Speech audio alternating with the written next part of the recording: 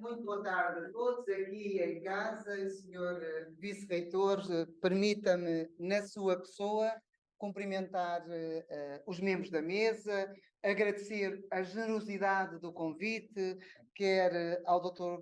Nuno Estevão Ferreira, quer ao professor Jorge Revés, quer ao professor Paulo Fontes e, se quisermos, à Rair e ao próprio Sérgio. Ora, já que invoquei a generosidade, também depois gostava de pedir, talvez, a generosidade mais 2 ou 3 minutos, ou então não poderei apresentar, porque trouxemos também, para além de uma revisão bibliográfica internacional, trouxemos também um estudo empírico relativamente aos municípios em Portugal, e que é um estudo até de grande morosidade e cuja grandeza e o volume dos dados também devo muito e cumprimento que está a acompanhar-nos ao doutor Laureano Macedo, que nós pretendemos depois vir a publicar em conjunto este ou mais do que este estudo. Ora, o tema que nos propuseram, também agradeço a generosidade na medida em que o tema é difícil e é o ponto de partida. Este tema do financiamento e da sustentabilidade dos arquivos integra-se, e temos de o fazer naturalmente, no âmbito das políticas, sobretudo, mas não exclusivamente, públicas acerca da informação, designadamente da sua gestão, da organização e representação, do acesso e reuso, já hoje aqui referido até pelo Dr. Pedro Penteado, quer em tempo útil, isto é, com eficácia e com eficiência, quer no longo prazo, que já aqui falámos também, até no âmbito das políticas de preservação e das tecnologias de preservação, o que também implica, como acabámos de referir, a sua preservação e, mais especificamente, naquilo que nos convoca, as políticas públicas ou as políticas para os arquivos. Ora, as políticas, deixem-me só pôr, só tenho 2 diapositivos, mas vou pô-los aqui o primeiro e depois passo ao segundo. Está aqui. Agora ampliá-lo e está partilhado. Não está? Já está aí partilhado, não está? Ora, queria dizer que, já que invoquei as políticas e às vezes são confundidas com legislação, as políticas não se reduzem aos princípios e aos enunciados, nem se confundem, eu diria, ou não se podem confundir com já a referida legislação.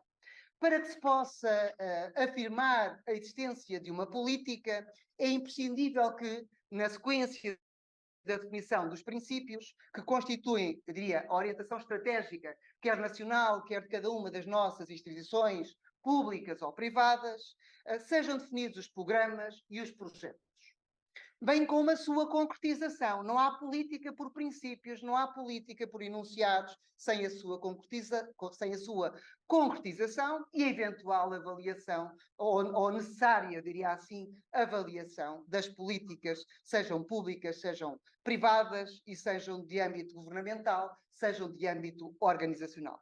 Todavia, a sua execução, e é aqui que começa já o nosso busilis da questão, depende da existência ou não de recursos e do volume e da qualidade, naturalmente, desses recursos materiais, desde os edifícios ao mobiliário e outros equipamentos, incluindo as tecnologias, chamemos de informação ou comunicação, o que quiserem, financeiros, chave, é o tópico, inclusive, que me entregaram, normativos e humanos, de que mais depende, na minha ótica, a qualidade das políticas, como diz um teórico do Reino Unido, Klaus Moller, um especialista em gestão da qualidade, o centro da qualidade das organizações são as pessoas.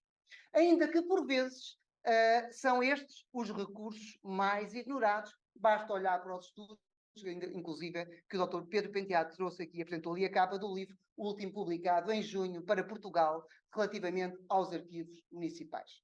Neste sentido, o tópico do financiamento dos arquivos tem que ver com as políticas públicas e ou privadas, de caráter governamental, seja independentemente da escala deste governo ou institucional, e a sua execução através da afetação específica de um tipo de recurso, mas que implica, o recurso financeiro implica os demais recursos, sem o qual ou sem os quais não é possível o regular funcionamento das instituições.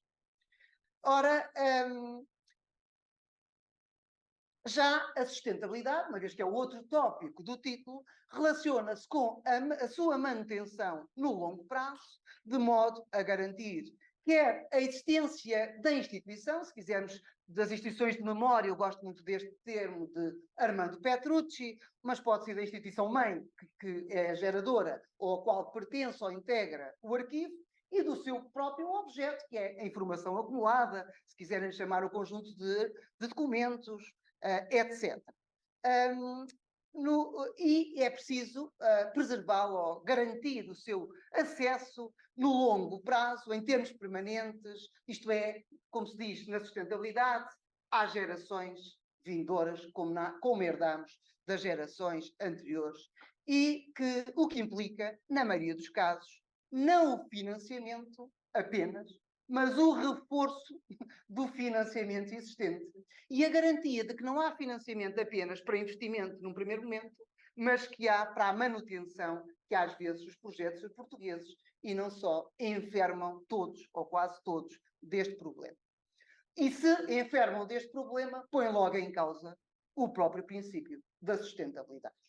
Pois emergem aqui outros problemas ainda, designadamente relacionados com a preservação e obsolescência tecnológica, implicando investimentos também financeiros na aquisição de tecnologias, na seleção e recrutamento de recursos humanos e na gestão e manutenção de uma equipa no edificado, nas condições ambientais, no acondicionamento, na organização e representação da informação, de modo a promover, como dizíamos, o seu acesso em tempo útil e que é dependente, todos estes critérios são dependentes cada vez mais de condições, já que hoje referidas, não de forma direta, mas o Dr. Pedro Penteado referiu, da interoperabilidade semântica, técnica, legal, diríamos de preservação organizacional, interorganizacional, isto é, suprassistémica em termos de toda a administração pública, hoje em desenvolvimento no âmbito da própria administração pública, por isso em condições de ser promovida, mas que se deseja para toda a sociedade, isto é, que implique também os setores privados. Desconhecendo-se o problema que importa explorar, aliás, este é um problema desconhecido, inclusive, da comunidade académica, o problema que me propuseram, nós colocámos, no fundo, esta questão orientadora para a investigação, para chegarmos aqui a uma resposta. Que investimento tem sido feito nos arquivos municipais em Portugal? Mas nós vamos alargar este âmbito. Mas depois, no estudo empírico, queremos terminar com o investimento, no caso dos arquivos municipais em Portugal. Entre 2013 e 2021, depois aqui fizemos 15, 21, porque 15? Porque tem a ver com os ODS, agora orientados para a Agenda 2030 da ONU, de modo a aferir se há ou não sustentabilidade, ou se está presente, ou se é promovida, de algum modo, a sustentabilidade ao nível dos arquivos municipais. O nosso objetivo último, se lá conseguir chegar, é apresentar um estudo empírico de natureza qualitativa, exploratório, acerca do estado de financiamento em termos de sustentabilidade dos arquivos, maiormente em Portugal, mas eu vou fazer assim um round, peço desculpa, pelo mundo, tendo por base a realidade dos arquivos municipais, uma vez que estes, quer pelo seu número, quer pela sua distribuição em todo o território nacional, incluindo as regiões autónomas da Madeira e dos Açores, por vezes esquecidas, são aqueles que melhor permitem representar a realidade do país. Um estudo para responder à questão de partida, bem como ao objetivo central que nos propuseram, assenta na investigação documental e que inclui a de natureza bibliográfica e outra recolhida em sites e não só. Ora, no que diz respeito ao financiamento, e passando assim uma revisão da literatura internacional, que traz-nos alguns dados interessantes, desde o início do século XXI, diversos estudos têm-se dedicado a analisar o valor instrumental dos museus, das bibliotecas e dos arquivos, bem como os impactos sociais e económicos da oferta cultural, porém, no que diz respeito ao financiamento dos arquivos, não, eu só tenho um diapositivo depois para os arquivos demonstrativo para o estudo empírico dos arquivos municipais. Dizia eu que no que diz respeito ao financiamento dos arquivos, a produção científica é escassa para não dizer muito escassa, como é para os demais recursos dos arquivos, como vimos inclusive recentemente nos recursos humanos, podendo-se inferir várias explicações para esta temática. Por exemplo, um artigo publicado por Ray e outros autores em 2013, intitulado Funding Archive Services in England and Wales, Institutional Realities and Professional Perceptions, incide sobre 2 estudos realizados pelo International Centre for Archives and Records Management Research in the Department of Information Studies at University College London e também National Archives and National Council on Archives entre 2007 e 2012, que em conjunto investigaram a forma como os arquivos em Inglaterra e no país de Gales são financiados, as próprias percepções dos financiadores acerca desse investimento e a angariação de fundos entre os próprios arquivistas. Vejam lá, isto é definido lá como uma função dos próprios arquivistas. Ambos os estudos tiveram o objetivo de investigar os contextos institucionais e as fontes de financiamento, bem como a combinação de fontes de financiamento para os próprios arquivos. O estudo permitiu ainda identificar existirem técnicas de angariação de fundos bem consolidadas e outras subdesenvolvidas no próprio setor. Aliás, tivemos esse exemplo já aqui hoje, tendo permitido concluir ser necessária uma combinação de financiamento mais robusta e o desenvolvimento de competências profissionais no âmbito da angariação de fundos, o que, por exemplo, para a arquivística em Portugal, quer seja para as comunidades práticas ou académicas ou outras, está bem longe de estar aqui próximo desta realidade.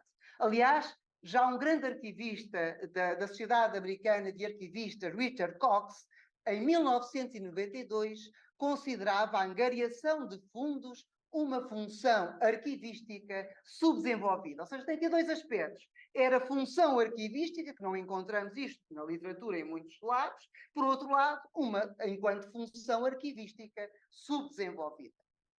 Lembremos, porém, que a realidade do financiamento cultural no Reino Unido assenta em 3 pilares combinados.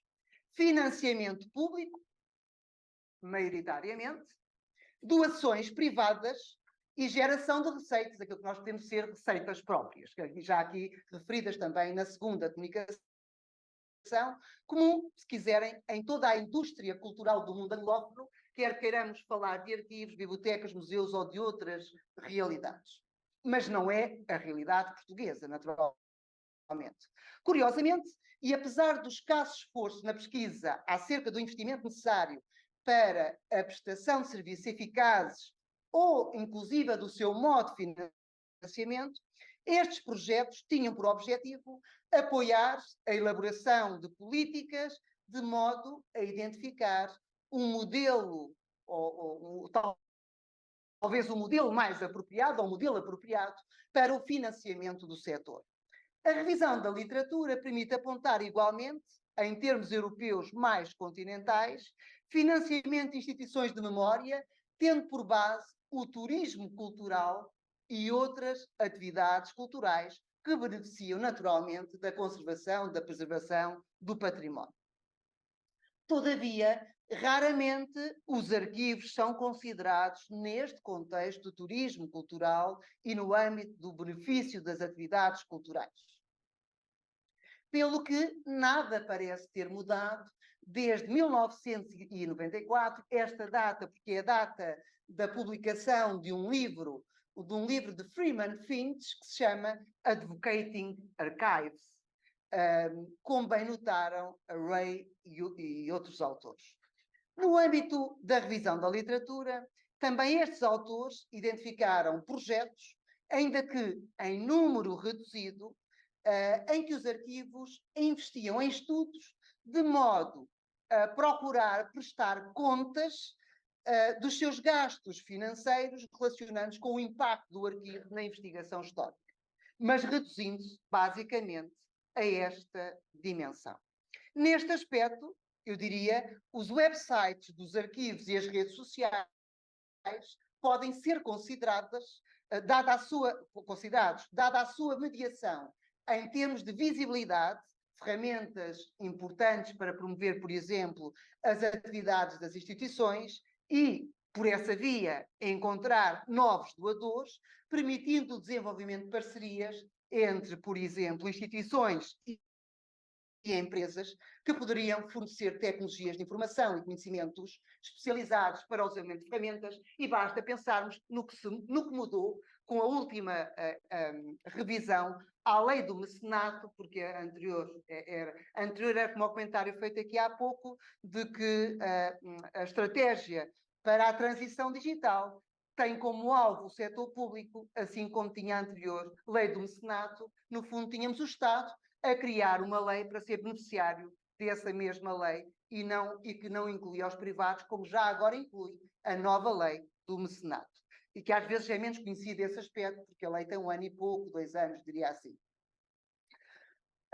Lembremos ainda, por exemplo, em termos de projetos, a Wikimédia, que construiu fortes parcerias com o Louvre e o Metropolitan Museum of Art de Nova York, mas também com arquivos municipais, como o de Toulouse, em França, que utilizaram no âmbito do quadro Wiki para construir uma nova, eu diria, ponte, uma nova ligação entre as coleções e os cibernautas, oferecendo simultaneamente uma ferramenta interativa e o incentivo à própria investigação colaborativa.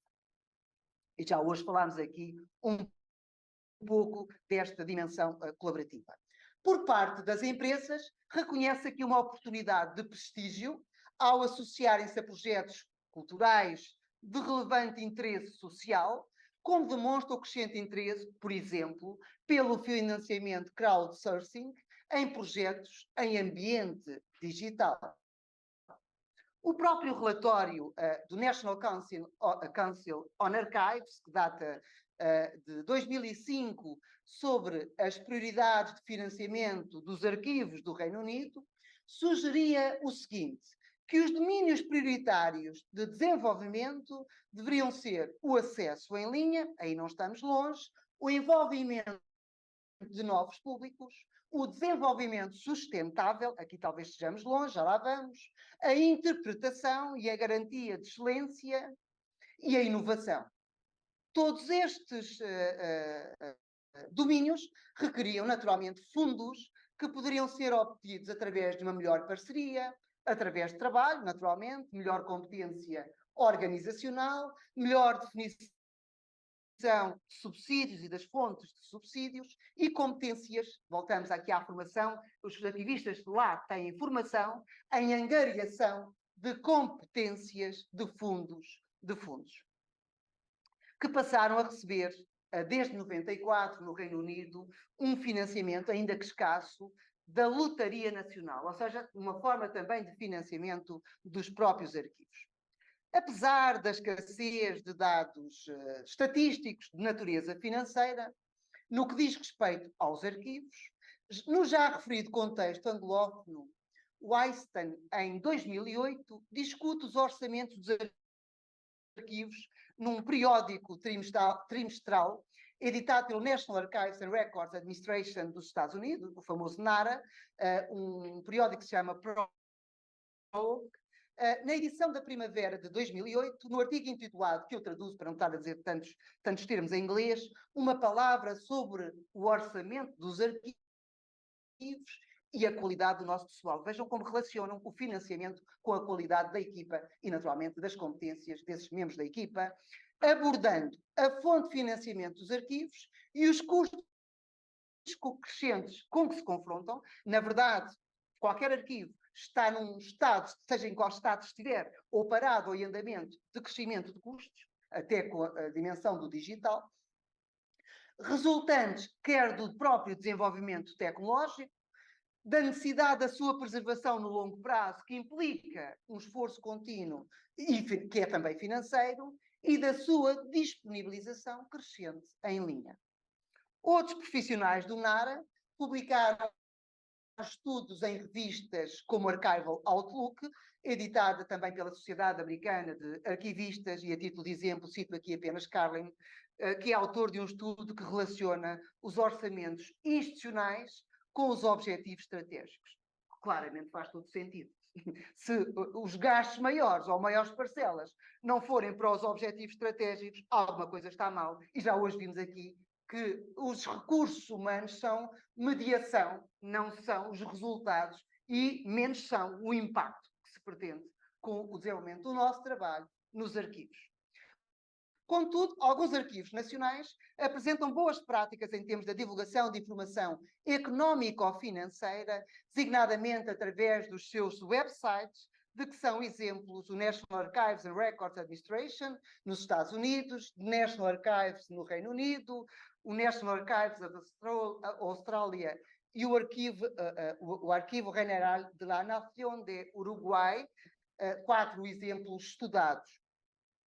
Nos arquivos nacionais dos Estados Unidos e da Austrália, as dotações orçamentais encontram-se mais relacionadas com os objetivos estratégicos, naquele caso, isto é, no caso dos Estados Unidos, com o cumprimento estabelecido na Lei da Modernização do Desempenho e dos Resultados do Governo, ou seja, os arquivos muito virados para a dimensão da modernização administrativa e da qualificação das organizações, ou seja, não são tanto os arquivos históricos. Por sua vez, os relatórios e contas do Reino Unido são mais completos, associando uma avaliação exaustiva da eficácia dos dados financeiros, que oferece uma análise que permite aos leitores, eu diria aos cidadãos, ter uma visão clara do trabalho realizado por essas mesmas instituições. Mais 5 só. Então não chego ao estudo empírico.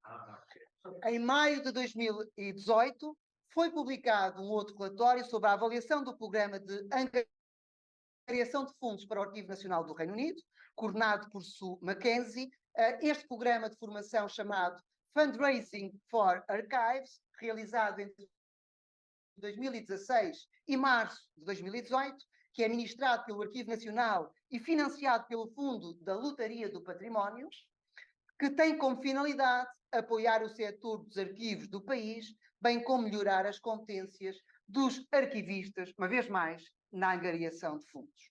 O programa daqui resulta um estudo, o Funding the Archive Sector, que identificou uma série de lacunas de competências e necessidades de desenvolvimento no setor para se conseguir serviços sustentáveis e atrair a angariação de fundos. Não vou citar sequer a referência.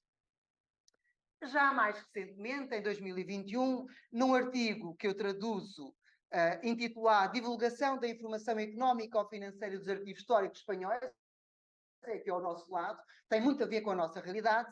Ana Pácios, uma grande especialista no estudo financeiro dos arquivos, e Sara Martínez Cardama, chamam a atenção para a pertinência da informação económica ou financeira relativamente aos arquivos históricos de Espanha se encontrar acessível aos cidadãos, neste caso, invocando a Lei da Transparência, que é de 2013. Nós não temos uma Lei da Transparência, mas temos uma lei idêntica, que é a Lei de Acesso à Informação, e que já vai na sua terceira versão.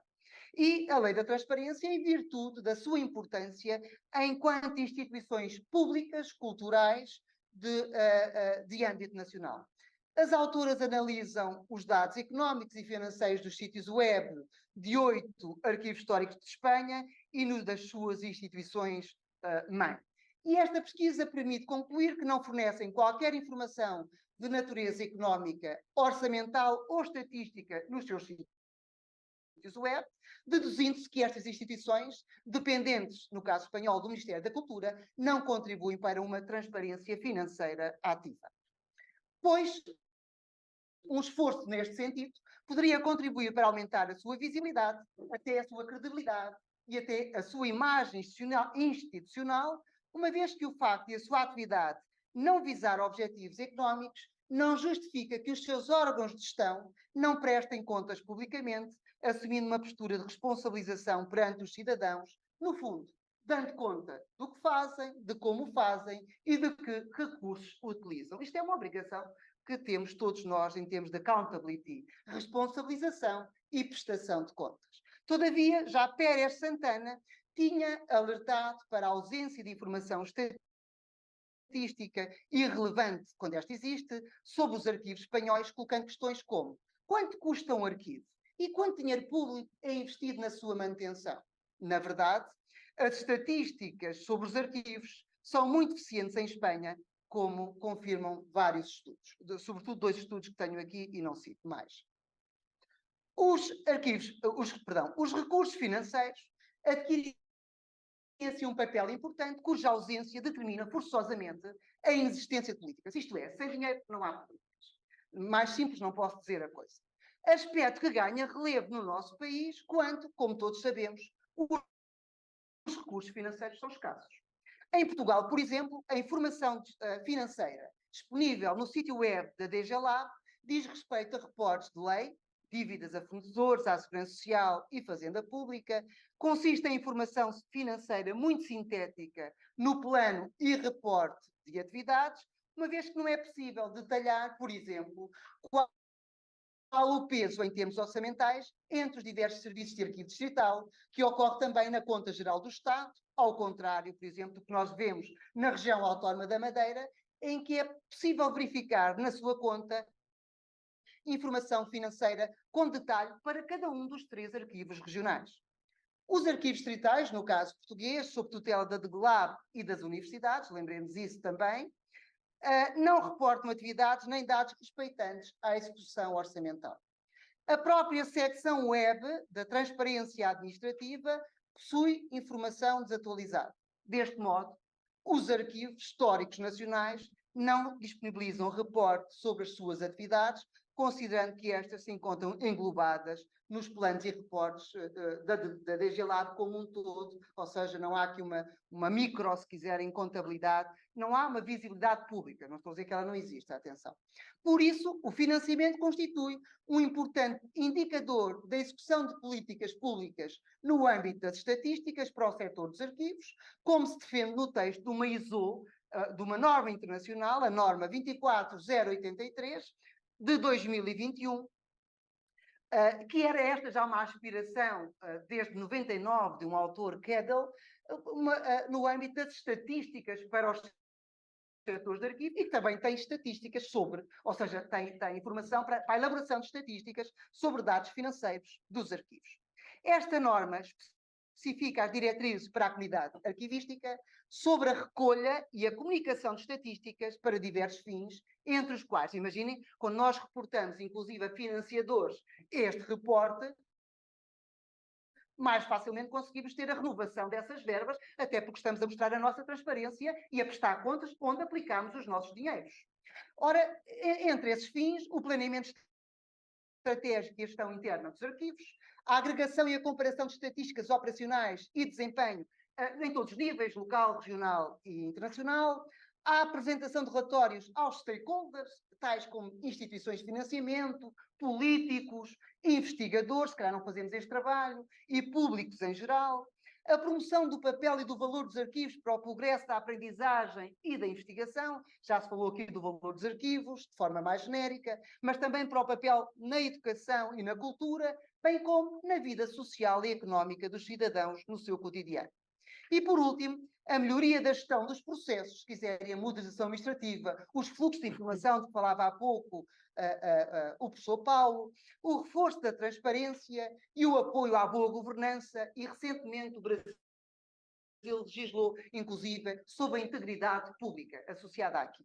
No entanto, a norma não se aplica à tradicionalmente designada área da gestão de documentos, mas apenas aos arquivos definitivos, permanentes, não tendo uma aplicação, diria, em termos de sistema de informação organizacional, em termos sistémicos. Também, por ser recente, acreditamos, desconhecemos a recolha e a utilização de dados estatísticos que sigam as suas orientações na área exclusivamente dos arquivos.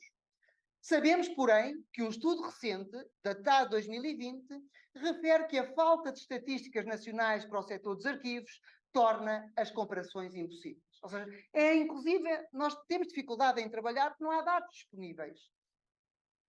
Assim como não é possível, a partir dos dados estatísticos arquivísticos existentes sobre os serviços prestados e a utilização das instituições arquivísticas, dada a diversidade da legislação, por exemplo, nos diferentes países, bem como a variedade das instituições de memória, algumas com diferentes níveis, escalas territoriais e projetos participativos, designadamente no que diz respeito aos arquivos. São, portanto, raras as estatísticas que incluem dados, por exemplo, sobre os custos totais de funcionamento do arquivo, como acontece, um bom exemplo, na Noruega. Assim, também cada arquivo é financiado de modo distinto, encontrando situações extremas no final do século XX.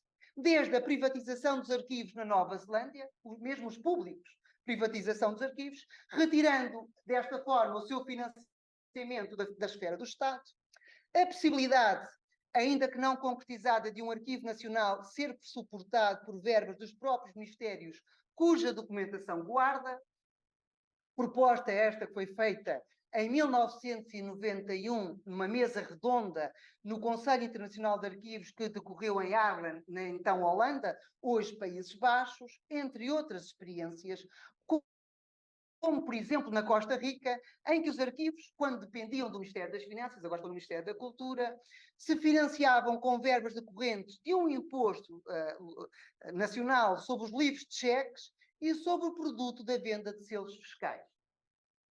Ou seja, vejam, estou a dar exemplos, inclusive para a nossa criatividade, para a nossa imaginação.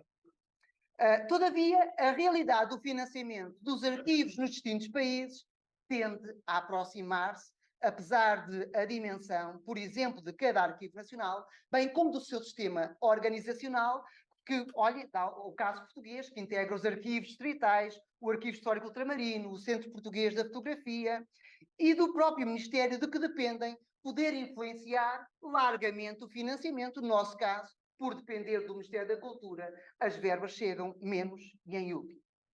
Todavia, hoje, nenhum arquivo nacional pode funcionar sem que uma parte substancial do seu financiamento seja pública ou estatal. Aliás, já aqui enfocado de outra forma.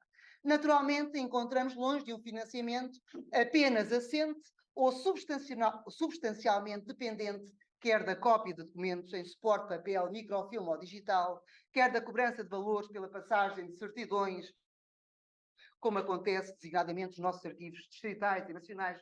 E só para terem a noção destes valores ou do que é que eles representam, há 2 décadas, o financiamento proveniente da prestação destes serviços era desta ordem: 1,5% na África do Sul, 2,5% na Austrália, 2,75% na Suécia, 8,5% no Public Record Office de Londres, 19,5%, que é uma exceção, no National Archives of Scotland, na Escócia.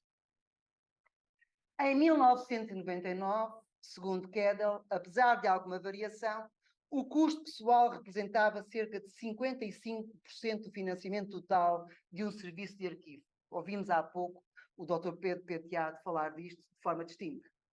Na Suécia, os edifícios, porque depois há também, depende de quem está alocado a edifício, se há investimentos também ou pagamentos sobre os edifícios. O financiamento, os edifícios custavam mais de 50% das quantias gastas com pessoal, enquanto nas da Escócia situavam-se em 42%. Por outro lado, as estatísticas são distintas de arquivo para arquivo, não incluindo, por vezes, gastos com o edificado, com o arrendamento, material corrente, com a água, com a eletricidade, com a internet. Isto é tudo variáveis que não estão nos mesmos arquivos, nas mesmas entidades. Quando temos estatísticas, na verdade, não estamos a referir-nos a realidades idênticas de arquivo para arquivo, seja nacional, seja regional, seja local, como é possível inferir da literatura para além da nossa experiência, quer em termos nacionais, quer em termos internacionais. E aqui aumentam necessariamente as diferenças, quando em muitos países, como acontece em Portugal, os municípios não estão obrigados a criar um serviço de arquivo municipal. Eu há pouco escutava a pergunta se tem arquivo ou não tem arquivo. Era a pergunta que eu nunca colocaria num inquérito. Porque arquivo todos têm. Podem não ter serviço e podem não ter organizado e outras coisas mais. Ora, que resultados, mas perguntas como estas, que resultados esta situação pode gerar?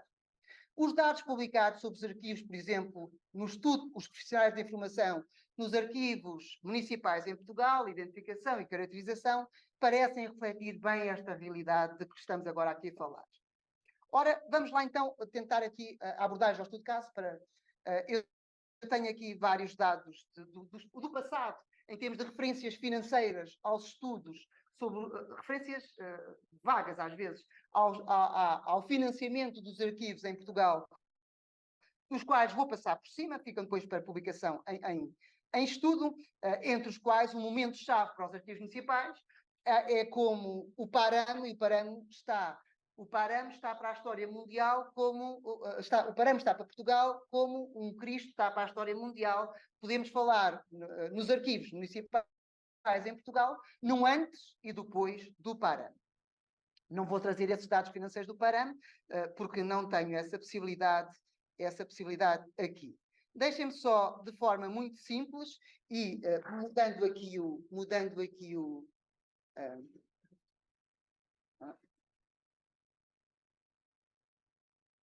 não estou... sim, agora sim. Eu não vou explicar sequer a metodologia que está por trás, mas os resultados já, peço-vos, e nem as limitações do estudo. É um estudo feito em termos nacionais, que, em termos de resultados, nós constituímos para estudar o financiamento dos arquivos municipais no país, para os 308 municípios. Constituímos 7 clusters, no fundo 7 classes de arquivos, por intervalos de montantes, que resultam do cálculo médio de despesas, com clusters constituídos dos montantes, eu diria, mais altos aos mais baixos.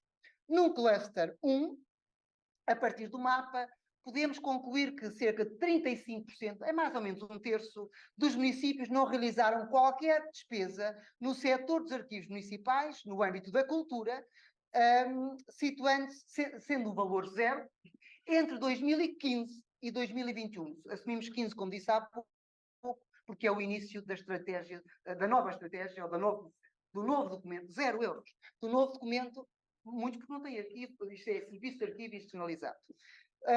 Os municípios não realizaram qualquer despesa. Nesta condição, a título de exemplo, temos os municípios da região norte, aí 17 municípios, do Algarve 3, na área metropolitana de Lisboa, estamos aqui perto, 4, no centro 39, no Alentejo 24, na região autónoma dos Açores 14 e na Madeira 7. Do ponto de vista da dimensão populacional, verifica-se esta situação em municípios pequenos, 58, em médios 45 e em grandes 5. Como é que fizemos esta comparação? Pequenos até 20 mil habitantes, de 20 a 100 médios, mais de 100 grandes. Nos municípios grandes, apesar de existirem arquivos municipais, não foram reportados dados sobre despesas em arquivo, no domínio da cultura, ao INE entre 2015 e 2021. Tais municípios, por exemplo, Leiria, Loures, Oeiras, Seixal, Funchal, entre outros.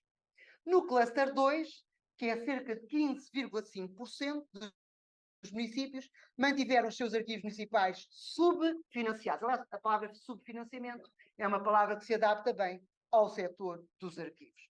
Nesta condição, a título de exemplo, temos os municípios da região norte, 15 municípios, isto é tudo novidade que estou aqui a trazer, Algarve 3, na área metropolitana de Lisboa 2, no centro 8, no Alentejo 8, na região autónoma dos Açores 1, na RAM, na região autónoma da Madeira 4. Isto é, do ponto de vista da dimensão populacional, verifica-se esta situação em municípios pequenos em 22, em médios 17 e em grandes em 2. No cluster 3, temos cerca de 24% dos municípios que mantiveram os seus arquivos municipais financiados ao mínimo. Em média, cerca de 27 mil euros nestes anos todos, 115 e 21. O valor médio mais alto é de Tarouca, 49.260 euros. E o valor médio mais baixo deste cluster é o de Vila Pouca de Aguiar, 10 mil euros. Nesta condição, a título de exemplo, temos os municípios da região norte, que são 21, Algarve 15, área metropolitana de Lisboa 1, Centro 32, Alentejo 13 e depois região autónoma dos Açores 3 e RAM na Madeira 0. Do ponto de vista da dimensão populacional, verifica-se esta situação em municípios pequenos em 34, em médios em 37, que é um número semelhante, e grandes em 2. No cluster 4, onde começa a haver já algum investimento, 14%, 15%, veja, dos municípios, ou seja, se somássemos do 4 ao 7 e somarmos as percentagens do 1 ao 3, vamos ver que são maiores do 1 ao 3 do que do 4 ao 7, onde há mais investimento. Aqui tem 15% no cluster 4 os municípios que mantêm os seus arquivos entre os 50 mil e os 100 mil euros, em termos redondos. No cluster 5, verifica-se apenas, vejam, vai aumentando aqui o número de despesas, em média de 176 mil euros, e é 6,8%, 7%, pronto, se quiserem, com arredondamento.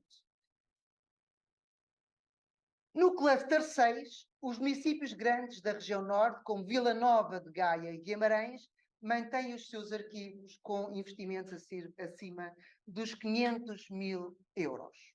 No cluster 7, 0,3%. Eu traduzo. Temos apenas o município do Porto, que mantém o seu arquivo acima do montante, em termos de investimento, de 1 milhão de euros. Eu já explico isto, se me permitirem só 2 ou 3 conclusões. Eu sei que estou a ser abusado, mas eu no início já pedi a generosidade já para este abuso. Peço desculpa. Não vou referir sequer as limitações do estudo, uma ou outra. Queria só, com conclusões, ir só atrás um bocadinho e pegar só uma ideia de Ray e outros autores do tal estudo 2013, que notaram que a literatura sob a angariação de fundos é o maior volume de literatura acerca de financiamento das instituições de memória e que se tem centrado mais nas bibliotecas e nos museus e menos nos arquivos, situação que nós podemos reconhecer na atualidade e em termos internacionais. Não é apenas em Portugal e não é apenas nestes exemplos que referi. Também as políticas para os arquivos em Portugal e não só têm sido incipientes, para não dizer por vezes inexistentes. E, naturalmente, os recursos não são alheios às políticas, como dissemos no início, sendo, aliás, obrigatórios, sem os quais não é possível os enunciados das políticas concretizarem-se, ou seja, não é possível concretizarem-se as políticas. Portanto, não é possível afirmar a existência de políticas públicas ou privadas sem a afetação de recursos. Aqui, a fragilidade das políticas públicas, por vezes, que é também resultante, é daqui que resulta o subfinanciamento do próprio setor. Os arquivos municipais mais periféricos, olhando até para o mapa, são os que mais, estão aqui a roxo, são os que tendencialmente não realizam despesas no período de 2015-2021. Trata-se de um cenário de subfinanciamento persistente. Apesar disso, os municípios da região norte e zona metropolitana do Porto são os que mais investem no serviço de arquivo municipal. O projeto sustentável de modernização administrativa e qualificação, desenvolvido na última década, sobretudo no município do Porto, intimamente relacionado com a gestão da informação numa abordagem sistémica e suportado num sistema tecnológico de informação, penso que permite ou ajuda a justificar porque é que se encontra no cluster 7 e está isolado em termos de resultados. Mas tomarmos como exemplo, está no cluster 5, o município de Cascais, aqui bem próximo de nós, também compreendemos, quer pela qualidade dos projetos desenvolvidos, quer pela visibilidade pública alcançada por esta instituição de memória. Ou seja, é possível, em parte, sobrepor este mapa que temos aqui de financiamentos de arquivos municipais relativo à despesa média efetuada entre 2015 e 2021, aos mapas sobre a realidade dos arquivos municipais em Portugal e dos seus profissionais de informação que publicámos em junho e que o Dr. Pedro Penteado fez o favor de mostrar ali a capa do estudo, que está online, está acessível para todos, que foi aquilo que nos levou, se nos facultaram os dados dos 308 municípios, porque tem 100% de respostas, quisemos devolver isso à comunidade. Contudo, é indispensável realizar uma leitura crítica dos dados estatísticos, atendendo que existem serviços de arquivo municipal, designadamente em municípios de grande dimensão populacional, que não reportam ainda dados ao INE.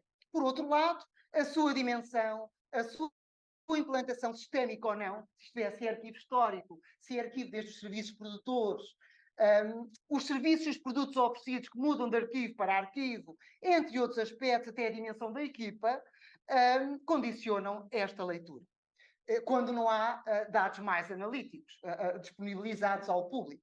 Note, porém, que os dados recolhidos, que se circunscrevem ao domínio da cultura, obscurecendo por vezes áreas funcionais em que os arquivos municipais tendem a exercer no âmbito da moderação administrativa, da administração em geral, das tecnologias de informação, e que a norma, que já referida, 24083 de 21, não contempla. Verificamos a existência de 3 tipos principais de financiamento, sendo tendencialmente o financiamento público o maioritário, tendo ainda como fonte de financiamento os impostos ou de procedência comunitária, para além do financiamento vindo de doadores e das receitas próprias, com um adequado enquadramento legal.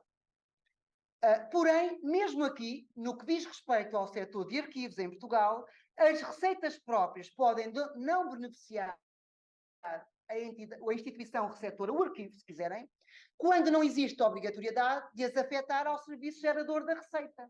Isto em termos contabilísticos. É por esta razão que a maioria dos serviços de arquivo se inscrevem no perímetro da administração direta, sem autonomia administrativa e financeira. Isto também é preciso dizer. Não podemos, no entanto, duvidar de que todos os serviços e produtos têm um custo, para além da gestão contínua da informação, que importa estudar e que não tem colhido a atenção dos investigadores, nem das comunidades de prática e das instituições arquivísticas ou das entidades suas detentoras. Por isso, é de todo o interesse tornar estes dados públicos, com pormenor, de modo que as receitas e as despesas sejam discriminadas com clareza, como se evidencia no Arquivo Nacional do Reino Unido. Estou mesmo a terminar.